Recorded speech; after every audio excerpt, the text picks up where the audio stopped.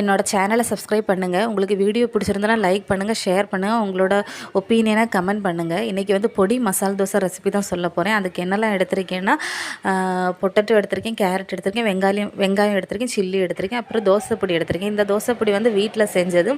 எப்படி செஞ்சாங்கன்னு எனக்கு தெரியாது, என்னோடய பாட்டி செஞ்சு கொடுத்தாங்க. அதுக்கப்புறமா உருளைக்கிழங்கையும் கேரட்டையும் தொலி எடுத்து கட் பண்ணி குக்கரில் போட்டு ஒரு 4 விசில் வச்சு எடுத்துக்கோங்க. அதை கொஞ்சம் நல்லா ஸ்மாஷ் பண்ணி எடுத்து வச்சுக்கோங்க. அப்புறமா ஆனியனையும் சில்லியும் கொஞ்சம் நீளமாக அரைஞ்சி வச்சுக்கோங்க.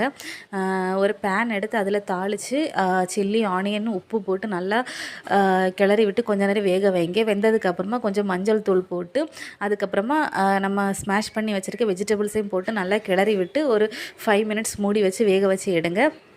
அப்புறமா வந்து தோசைக்கல்லில் தோசை மாவு ஊற்றிக்குவோங்க. ஊற்றுனதுக்கப்புறமா வந்து தோசை பொடி தான் முதல்ல போடணும். தோசை பொடி வந்து என்னோடய தோசை பொடி கொஞ்சம் காரமாக இருக்கும்.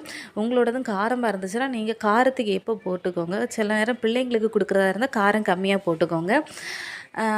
கொஞ்சம் காரம் நல்லா சாப்பிட்றவங்களா இருந்தால் நிறையாவே போடலாம், எந்த பிரச்சனையுமே இல்லை. அதுக்கப்புறமா நம்ம எடுத்து வச்சுருக்க மசாலா ஸ்ப்ரெட்டை ஒரு சைடு நல்லா ஸ்ப்ரெட் பண்ணி விட்டுக்கோங்க. அப்புறமா தோசையை இன்னொரு சைடை மடித்து இந்த மாதிரி ஷேப்பில் வச்சுக்கோங்க. 2 சைடும் குக் பண்ணி எடுத்தாச்சுன்னா டேஸ்டியான பொடி மசால் தோசை ரெடி. நீங்களும் வீட்டில் ட்ரை பண்ணி பாருங்கள். டேஸ்ட் எப்படி இருந்துச்சுன்னு கமெண்ட் பண்ணுங்கள்.